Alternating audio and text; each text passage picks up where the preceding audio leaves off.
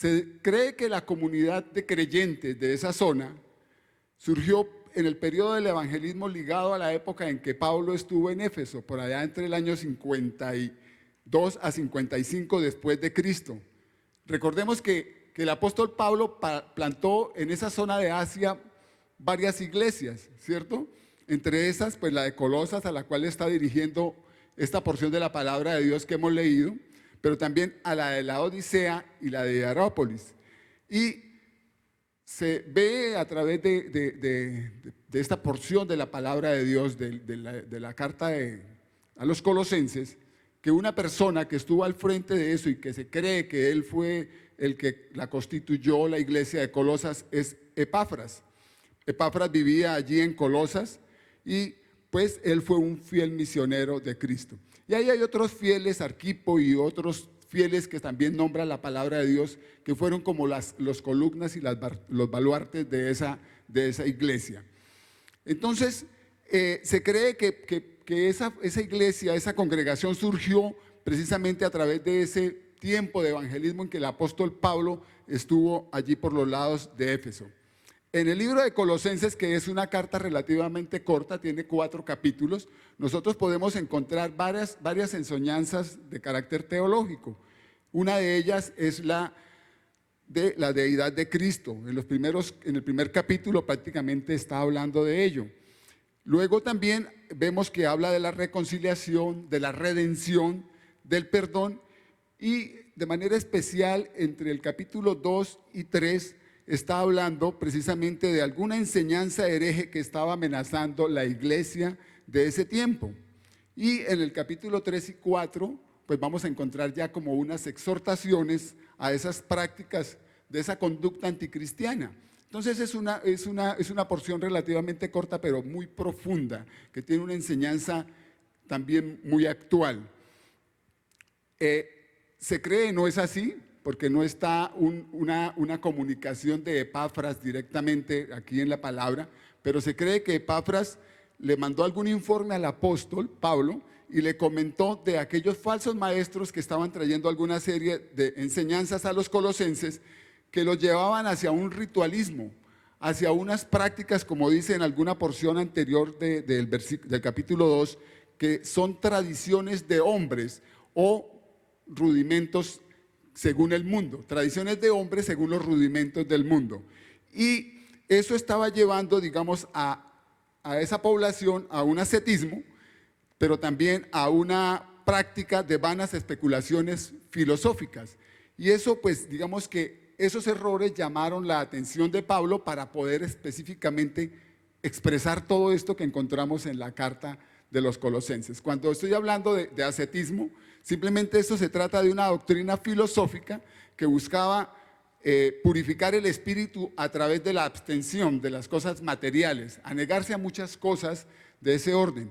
Algunas pues lógicamente son buenas, pero otras no es necesariamente que la persona se tenga que negar a ellas. Pero este era un ascetismo ya, digamos, acérrimo. Entonces vamos a ir poco a poco mirando a raíz de los versículos que nos muestran en el capítulo 2, como son el verso 4, 8, 16 y 18, que había esa serie de situaciones que se estaban presentando, tanto desde el punto de vista de los rituales, también de las vanas filosofías, pero también del ascetismo, de que no coja, de que no coma, de que no toque.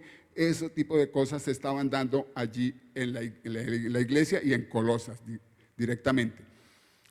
Si nosotros miramos un par de versículos antes, allí en el capítulo 2, en el verso 6 y verso 7, el apóstol viene diciéndole a través de esta porción de la palabra de Dios a los colosenses lo siguiente, y en esta mañana a nosotros.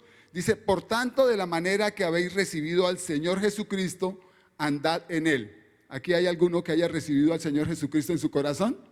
Amén, ¿cierto? Entonces, nos está enseñando la palabra que debemos andar, ¿qué? En Él. Y ese andar simplemente es una conducta, una forma de conducirnos diariamente, usted y yo, de manera que modelemos ¿a quién? A Cristo, ¿cierto? Porque dice que andemos como ¿quién? Como Él, andad en Él, viviendo como Él, haciendo como Él, porque Él es nuestro modelo, o sea, modelándolo a Él. Pero dice el verso 7, que arraigados y sobreedificados en él, confirmados en la fe, así como habéis sido enseñados, abundando en acciones de gracia. Entonces, nos está diciendo que andemos como él, pero que además de eso hay un fundamento, ¿cierto? Dice arraigados. ¿Qué será arraigados? Es como cogidos, como allí sustentados, sostenidos, ¿cierto? Arraigados, pero de ese fundamento no se puede quedar ahí quieto, solamente como fundamento, ya, con eso nos cojamos. No, dice que arraigados y ¿qué? Y sobreedificados, o sea, me está hablando de una madurez espiritual. Eso quiere decir que usted y yo diariamente debemos estar creciendo espiritualmente, porque estamos en el fundamento, pero no nos vamos a quedar ahí, sino que ese fundamento nos da el poder, nos da la fuerza para seguir creciendo, pero eso lo tenemos a través de la comunión con Él, a través de la comunión con el Señor, a través de la palabra. Amén. Entonces nos está enseñando en ese sentido que debemos nosotros andar como Él, pero que además de ese fundamento debe darse una sobreedificación en Él. Nuestras vidas deben ser sobreedificadas y pues lógicamente confirmadas en la fe, porque eso es lo que nos lleva a creer en Él. Y como habemos sido enseñados. Aquí se nos ha sido enseñada la palabra de Dios y hoy gracias al Señor también estamos siendo enseñados en ella, ¿cierto? Entonces para que nosotros vivamos, como dice la palabra, santa y ¿qué? Y piadosamente, ¿cierto? Para que seamos de esa forma. Pero además de eso, para que abundemos en acciones de gracias, para que le demos la gracia al Señor, para que nos excedamos, porque dice para que abundemos, abundando, o sea, como en exceso, que nosotros le demos las gracias al Señor, seamos agradecidos con lo que Dios hace por nosotros cada día. Entonces, esta porción nos introduce en lo que yo leí al comienzo de la porción de Colosenses 3:10. Cuando usted mira el resto de este capítulo 2, encuentra que hay una conexión entre los versículos del capítulo 2 y los que le acabo de leer del capítulo 3 y por ende también mucho más adelante. Pero en manera especial quería hacer esta introducción para que ustedes tuvieran una idea y un panorama de cómo es que viene la palabra de Dios en esta porción del libro de Colosenses. Y es algo muy actual, porque actualmente hay doctrinas, ¿cierto? Hay falsas filosofías, hay tradiciones que, como dice la palabra de Dios, tradiciones de los hombres, según los rudimentos del mundo, que tratan de desviar a la iglesia de los caminos y de la verdad que está en la palabra.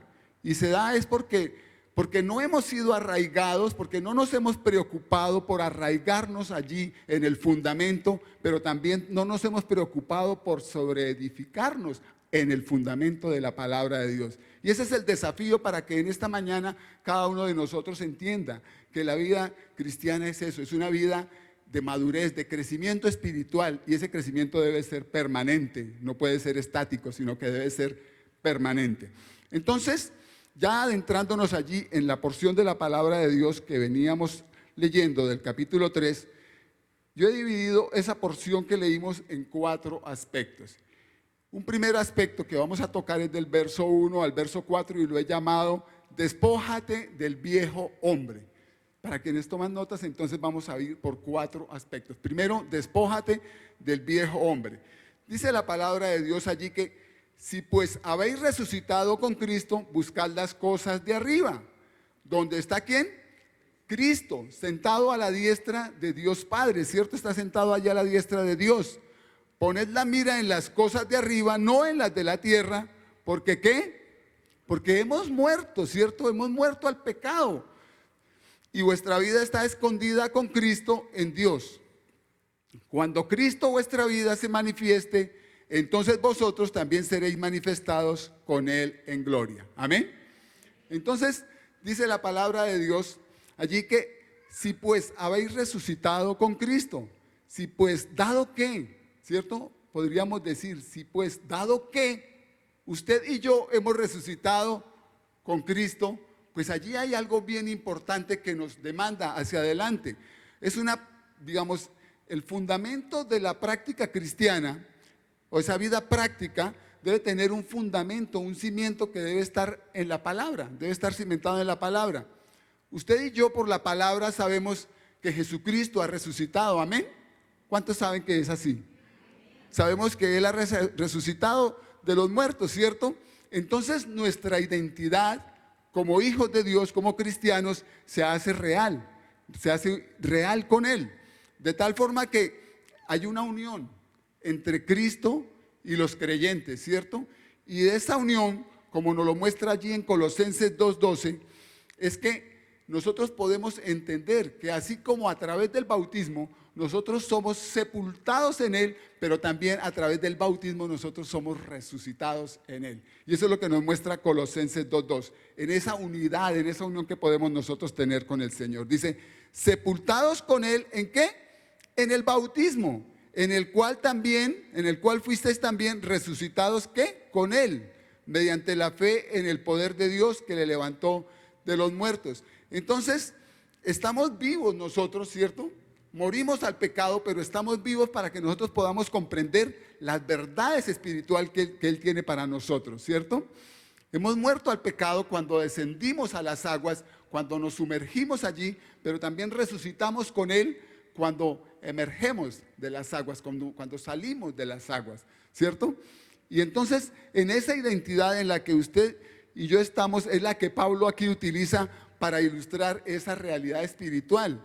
Ahora nuestras vidas han de ser diferentes, ¿cierto? Nuestras vidas ya no pueden ser como antes sino que deben ser diferentes. Debemos estar enfocados en Cristo, debemos estar buscando continuamente la presencia de Él. Debemos estar siempre en nuestra mente, en nuestros deseos, en nuestros pensamientos, en nuestros intereses. Ellos deben estar centrados ¿en dónde? En el reino de los cielos, en las cosas de arriba, colocando, como dice la palabra, la mira, buscad las cosas de arriba, poned la mira en las cosas de arriba, ¿cierto? Nuestros pensamientos, nuestros deseos, nuestros anhelos deben estar allí puestos cada día. Dice Clarke, un teólogo, no Clary, Clarke, dice, ama las cosas de arriba, estúdialas, deja que tu corazón quede absorto. Ese absorto es que quede embebido, maravillado, admirado, que quede extasiado, ¿cierto? Por ellas. Ahora, ya que te has convertido a Dios, actúa en referencia a las cosas de arriba de la misma forma o más dispuesto que lo que hacías en referencia a aquellas cosas terrenales.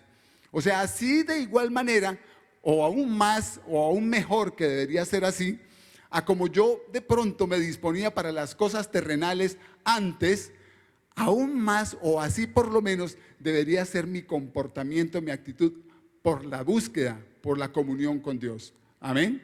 De esa manera mínimo debería ser, porque de esa forma cada día yo puedo ser arraigado y sobreedificado aún más en las cosas del Señor. Los pensamientos celestiales o la palabra de Dios solo viene a través de que nosotros podamos entender las realidades de las cuales nos habla la palabra. Y eso no llega de otra forma diferente que nosotros sumergiéndonos allí, teniendo comunión con el Señor. Eso no llega automáticamente, usted no recibe eso automáticamente, ni lo recibe por ósmosis. Así abra usted el Salmo 91 y lo deje allí eternamente puesto en el atril de su casa o en el mejor lugar de su casa. Eso no lo va a alimentar automáticamente a usted. Tiene que sumergirse en la palabra de Dios, tiene que buscar allí, escudriñar las Escrituras, amén. En el momento de la muerte de nuestro Señor Jesucristo, los creyentes, nosotros fuimos, ¿qué? Identificados, unidos a Él, ¿cierto? El castigo de nuestros pecados fue pagado, ¿cierto? Fuimos allí ya redimidos. Y mire que cuando la palabra de Dios nos dice que nuestra vida está escondida, ¿cierto? En Cristo, dice, poned la mira en las cosas de arriba, no en las de la tierra, porque habéis muerto y vuestra vida está escondida con Cristo. Cuando nuestra vida, nosotros la entendemos que está escondida con Cristo en Dios, pues eso nos revela tres aspectos importantes allí que debemos mirar. Número uno, que usted y yo como creyentes tenemos entonces en consecuencia, a raíz de la comunión, una vida común con el Padre y con el Hijo, ¿cierto? Tenemos una comunión con el Padre y con el Hijo. Y así nos lo enseña la palabra de Dios. Cuando usted abre la palabra de Dios allí en 1 Corintios 6:17, mire lo que nos enseña. Pero el que se une al Señor, un espíritu es con Él. El que se une al Señor, el que tiene comunión con Él,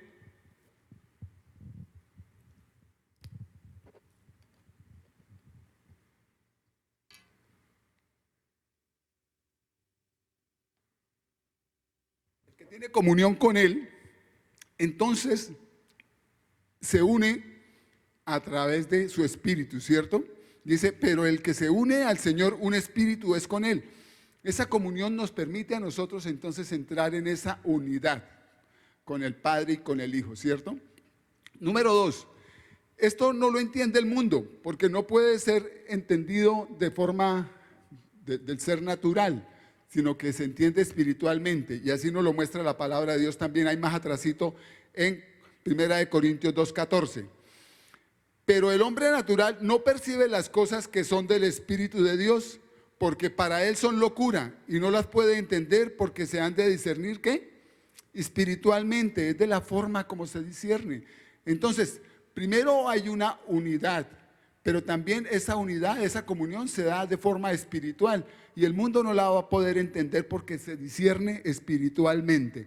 Y número 3, es que como creyentes nosotros estamos asegurados por la eternidad, protegidos de todo enemigo espiritual, ¿cierto? Porque dice que nuestra vida está, ¿qué? ¿Escondida en quién? Con Cristo en Dios.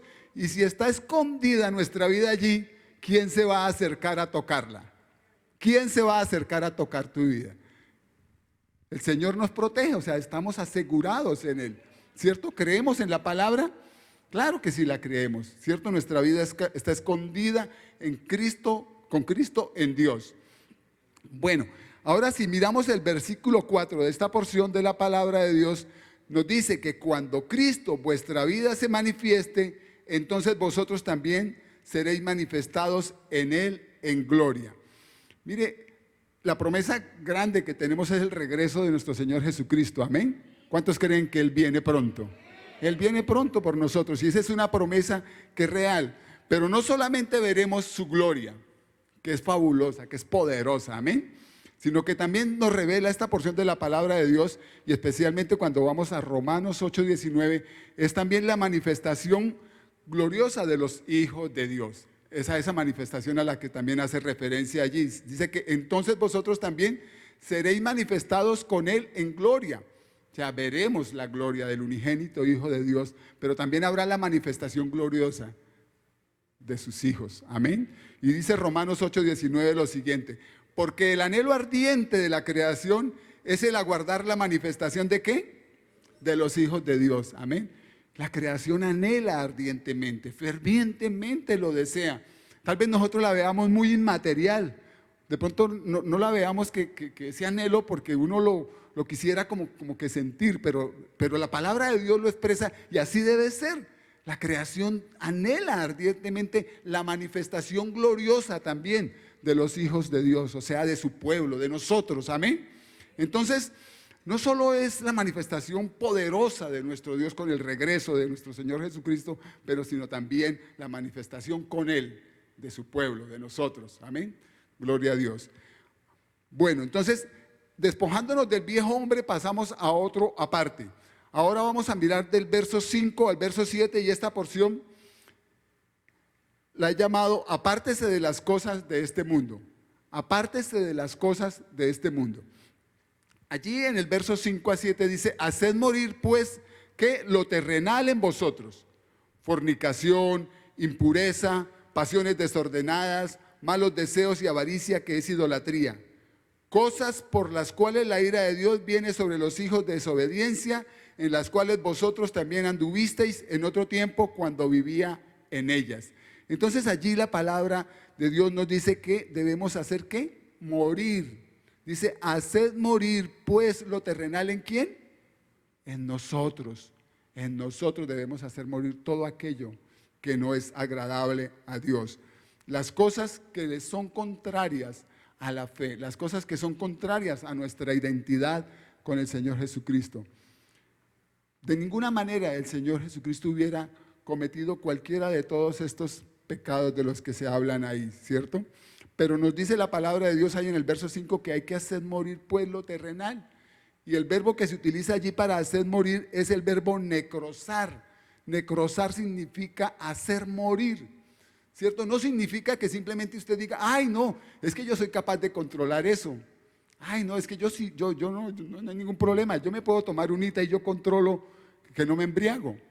Ay no, es que yo puedo decir mentiritas piadosas y las otras sí no las digo. O sea, yo puedo controlar las cosas. No, se trata de hacer morir. Necrosar es hacer morir. Cuando algo muere, ¿sirve para algo? No, ya murió y ya se desechó, ¿cierto? Entonces, lo que nosotros en la vida debemos hacer de manera radical es eliminar, exterminar todo aquello que es contrario a la identidad con nuestro Señor Jesucristo. Debemos eliminarlo de raíz, debemos erradicarlo, debemos ser radicales con el pecado, ¿cierto? Entonces nos llama a que nosotros eliminemos y exterminemos completamente de nuestra forma de vida todas estas cosas de las cuales nos está hablando la palabra de Dios, que eso no tenga arraigo en nuestro corazón ni en nuestro ser, sino que por el contrario lo hagamos morir, lo exterminemos, lo erradiquemos completamente. Incluso hasta se me viene ahora un ejemplo, cuando una parte del cuerpo se necrosa o se muere, ¿qué hace el médico? La corta, ¿cierto? Y entonces eso es lo que el Señor quiere, que nosotros cortemos, erradiquemos completamente de nuestra vida toda complacencia con el pecado. Usted no es capaz de controlarlo, usted no es capaz de hacerlo. Cuando usted se complace, cuando usted se gratifica en él, cuando usted le agrada algo de ese apetito pecaminoso, le está dando un alimento, lo está alimentando, ¿cierto? Y no está haciendo lo que la palabra de Dios le pide, es hacer morir, necrosar eso que es de nuestro viejo hombre, de nuestra vieja forma de vivir. Y entonces allí hace un listado de expresiones como la fornicación, la impureza, las pasiones desordenadas, malos deseos. Y cuando habla de fornicación, esta es una inmoralidad sexual que se refiere a cualquier acto sexual fuera del matrimonio, sea fornicación o sea adulterio, cualquier acto sexual fuera del matrimonio. Matrimonio es matrimonio. O sea, no es que, ay, es que yo vivo con mi pareja y tal. No, yo o hago las cosas correctamente o las hago de manera incorrecta. O yo me pongo en orden con Dios o simplemente sigo en desobediencia. Entonces, aquí hay que ser radicales con el pecado. Impureza, cuando habla de impureza, es un rango más amplio que la misma fornicación. Incluye el mal uso del sexo. Se refiere a aquellas desviaciones sexuales, a aberraciones sexuales que hoy ya empiezan prácticamente con todo el abecedario y le ponen al final un más, porque es que todo lo que venga de ahí para adelante sirve. Hace poco veía un video y decía, ay, es que yo me quiero casar con mi computador, ay, es que yo me quiero casar con mi perro, ay, es que yo me quiero casar con todo lo inmaterial. O sea, todo eso sígale sumando y no le va a alcanzar el abecedario para todas las formas de aberración y de perversidad sexual que hay en el mundo y que seguirá polulando. Entonces, eso tiene que ver con las impurezas, con cualquier mal uso del sexo, porque las cosas en Dios tienen un orden, amén, tienen un orden. Y cualquier uso mal, en este caso del sexo, que el Señor lo ha dispuesto para la procreación y para la vida matrimonial, simplemente es una impureza sexual, una aberración. Pero también nos habla de pasiones desordenadas y malos deseos, que son términos similares que se refieren a la lujuria sexual, al desorden y a los excesos.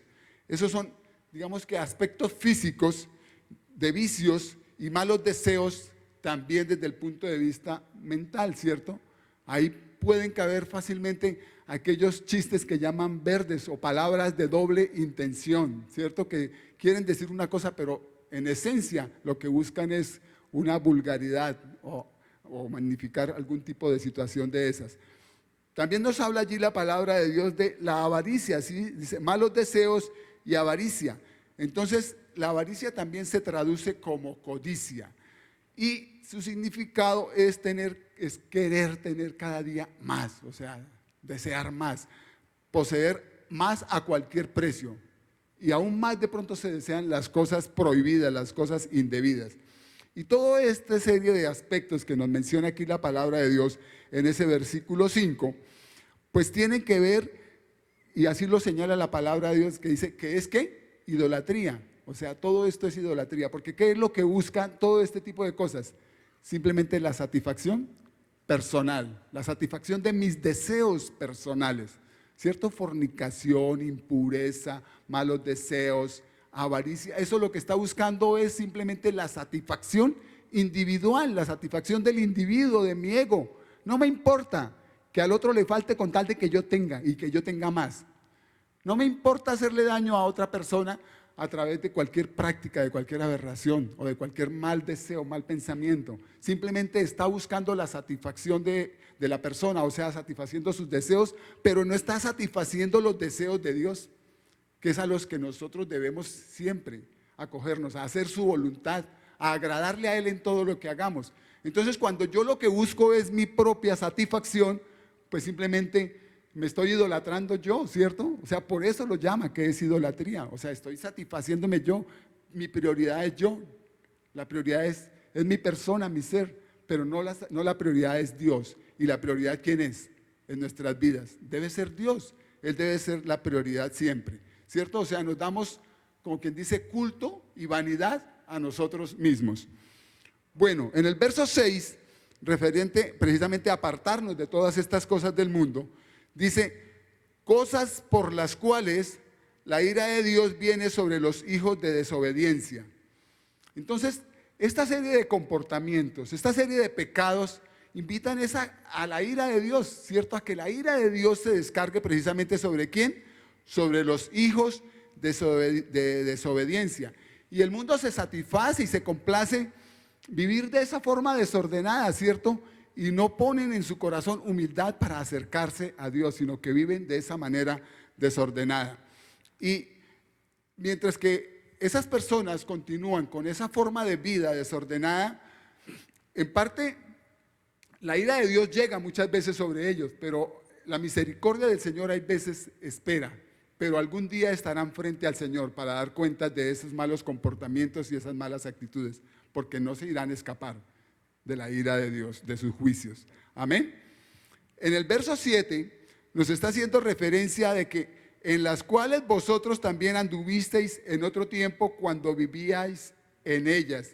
El cristiano ya no debe vivir en ellas porque está haciendo referencia de que andábamos en algunas prácticas, en algunos comportamientos de estos, ¿cierto?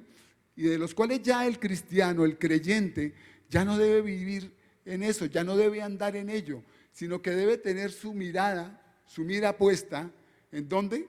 En las cosas de arriba. Y cuando yo pongo la mira en las cosas de arriba, es como cuando el que está tirando al blanco, fija bien su punto de mira y busca el objetivo y le pega al blanco. Y yo tengo que ser de esa calidad, yo tengo que tener esa actitud de poner mis ojos en las cosas de arriba, de tal forma que cuando yo mire, le pegue a la salvación y a la vida eterna de mi vida. Amén. Porque eso es lo que nosotros necesitamos, poner nuestra mira en la cosa de arriba y dejar aquellas cosas en las que anduvimos en otro tiempo. Amén. Y Pablo hace allí referencia precisamente a eso. Ningún cristiano debe andar en ese tipo de prácticas. Cuando usted mira allí el libro de Tito, en el capítulo 3, verso 3 al 5, vamos a leer esa porción de la palabra.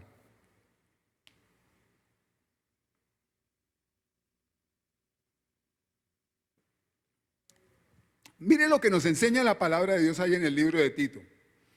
Porque nosotros también, ¿qué? Éramos. ¿Tiempo qué? Pasado, o sea, éramos en otro tiempo insensatos, rebeldes, extraviados, esclavos de concupiscencias y deleites diversos, viviendo en malicia y envidia, aborrecibles y aborreciéndonos unos a otros. Pero cuando, ¿qué? Se manifestó ¿quién? La bondad, la misericordia, el amor de Dios, nuestro ¿qué? Salvador. Y su amor para con los hombres ¿qué? Nos salvó. Gloria a Dios. ¿No le da a usted alegría por esa manifestación preciosa del Señor, cuando esa misericordia, cuando esa bondad de Dios nuestro Salvador y su amor para con los hombres, con usted y conmigo, dice que ¿qué? Nos salvó, Él fue el que nos salvó, Él fue el que pagó por usted y por mí. Él nos rescató de nuestra vana manera de vivir. Amén. Él nos rescató, nos salvó, no por obras, no porque usted y yo seamos muy buena gente, seamos de pronto de ojos verdes. Mírenme a ver si los tengo, sí.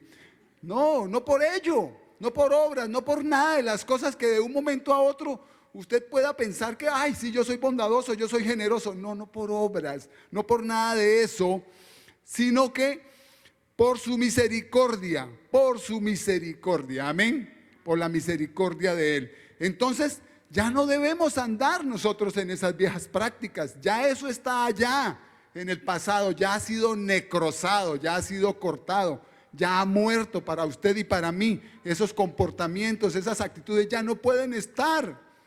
Y no se las tire de vivo de que las puede controlar, porque no las puede controlar. Hermano, no las puede controlar, renuncie completamente a ese tipo de actitudes y prácticas. No las va a poder controlar, siempre te van a dominar, porque el enemigo está ahí, es más poderoso. Pero si tú no estás con Él, Dios Todopoderoso, si no está con el que te da la fuerza y la fortaleza para vencer precisamente todas esas debilidades que muchas veces tenemos nosotros como seres humanos, pues estamos perdidos. Creámosle a la palabra de Dios. Hagamos a un lado todo eso que ya no nos sirve. Ese viejo hombre, despojémonos de él. Amén. Bueno, vamos para la tercera parte. Eliminando otras huellas del mundo. O sea, aquí mostró unas que dice, uy, no, esas son terribles. Esas son, mejor dicho, tremendas. Pero no crea, aquí hay otras que también debemos nosotros dejar. Otras huellas que tampoco las podemos mantener, que también deben quedar por allá, en otro lado diferente a nuestras vidas. Dice el verso 8 y 9 lo siguiente: pero ahora dejad también vosotros todas estas cosas: ira, enojo, malicia, blasfemia, palabras deshonestas de vuestra boca. No mintáis los unos a los otros, habiéndoos ¿qué? Despojado del viejo hombre. Pero no solo despojado del viejo hombre como tal, sino con ¿qué? Con sus hechos, con sus prácticas. Con todas esas cosas se queda ya el viejo hombre muerto. Amén. Porque muchos de estos elementos pareciesen insignificantes, ¿cierto? Y muchas veces de pronto como cristianos nosotros le damos como que no son importantes, pero no crea, son importantes y no deben estar en tu vida, ni en la mía, no deben estar en la vida del Hijo de Dios, deben estar por fuera, no pueden permanecer, debemos despojarnos. Por eso Pablo aquí reta a los de Colosas, y en esta mañana es para nosotros esta palabra que también nos invita a que nos despojemos del viejo hombre en cada área de nuestras vidas, en todas las áreas de nuestras vidas. Usted no puede tener un cuarto en su vida guardado para usted y administrarlo para usted. Usted entrega todo. Amén. El Señor pagó por su integridad completa. No pagó por una parte, por 3/4 partes de usted. No, Él pagó un precio por todo lo que usted es. Entonces debemos despojarnos del viejo hombre con todos aquellos hechos. Dice un teólogo, Bruce, que me pareció bueno tener aquí este concepto o este comentario. Dice: despójate de todos esos viejos hábitos, de la misma forma de la que te despojarías de la ropa gastada que ya no te queda. Si usted se despoja de la ropa gastada o de la ropa que también ya le queda pequeña porque de pronto aumentó de talla o de pronto disminuyó porque también puede ser el caso, entonces si ya no le queda o si ya está desgastada, ¿usted qué hace con su ropa? La deja, ¿cierto? O la regala, pero usted se despoja de ella, ya usted no se la coloca. Entonces, de igual manera, de una manera similar, pues así debemos hacer nosotros con todas estas cosas que en el pasado, o que si están aún en el presente, debemos sacarlas de nosotros, debemos echarlas de nosotros, debemos dejarlas a un lado. No se las regale a la comadre, ni al compadre. Sáquelas y échelas bien lejos por allá, donde nunca más vuelvan a formar parte de su vida. Porque eso es lo que nos dije, despojarnos. habiéndonos despojado del viejo hombre con sus hechos. Significa que en Jesucristo los santos de Dios son personas diferentes. Por eso es que dice la palabra de Dios, ¿por sus frutos qué? Entonces eso nos hace diferentes. Por eso el hermano es diferente, por eso la hermana es diferente. La hermana no se parece a las hermanas no, a las personas del mundo, ¿cierto? No, porque tiene una actitud, tiene un comportamiento, tiene una forma de ser, de vestir diferente. Somos diferentes. Dice Wright también, otro comentario que quiero traer en esta mañana, dice, cuando una ola de pasión o un surgimiento de ira llena los sentidos, estos deben ser tratados como al extranjero intruso que es, y se le debe sacar de la casa, pues no tiene derecho a estar allí, y mucho menos el estar solo para dar órdenes. Entonces, ese intruso, que es el pecado, que es alguna de estas cosas que hemos listado, pues simplemente no puede ser tratado como que, sí, quédate, ira, quédate conmigo. No, maledicencia, quédate conmigo. No, simplemente debe ser tratado como aquel extranjero que llega y que es intruso, que no es bienvenido, ¿cierto? Y por lo cual debe ser expulsado. No tiene derecho a estar allí, no tiene derecho a permanecer en nuestras vidas, porque cuando está ahí, entonces lo que hace es que da órdenes, ¿cierto? Y empieza uno a obedecer. No somos capaces, lo que decía hace un momento, no creamos que somos capaces de dominar cierta actitud pecaminosa, no somos capaces, debemos rechazarla. Bueno, y ya para terminar, entonces el verso 10, que es la cuarta parte, revístete del nuevo hombre, revístete del nuevo hombre. Dice el verso 10 lo siguiente, y revestido del nuevo, el cual conforme a la imagen del que lo creó, se va renovando hasta el conocimiento pleno. Entonces, revestido del nuevo es una frase que cuando estaba en esta preparación, encontraba que algún comentarista bíblico decía que era una frase tal vez muy usada en esos tiempos y se usaba para cuando la persona, digamos, cambiaba de ropa. O sea, se colocaba, entonces le decían de alguna manera que estaba revestido de nuevo. Y es precisamente por eso que viene a colación. Y nosotros podemos ver fácilmente la imagen de esa persona cuando se ha revestido de nuevo o no lo ha hecho, ¿cierto? Por eso, como decía hace un momento, como dice la palabra, por sus frutos los conoceréis. Si la persona se ha revestido de lo nuevo, pues tiene un comportamiento, una actitud completamente diferente, ¿cierto? Si era una persona que tomaba, si era una persona que fornicaba, si era una persona que decía mentiras, pues ya no hace nada de eso ni cualquier otra cosa que sea contraria a la palabra de Dios, sino que hace todo lo diferente, hace todo lo que la palabra de Dios nos enseña. Y digamos que dice la palabra allí que el cual conforme a la imagen del que lo creó se va renovando. ¿Y cuál es la imagen del que lo creó? Dice la palabra de Dios allí en el libro de Génesis 1:27, que Adán fue creado ¿a qué? A imagen de Dios, ¿cierto? Y a semejanza de Dios. Entonces, pero ese es como ese hombre que es deshecho, ¿cierto? Porque viene un segundo Adán, que es ¿quién? Jesucristo. Y entonces en ese segundo Adán es en el cual nosotros somos ¿qué? Renovados. Somos renovados hasta el conocimiento pleno.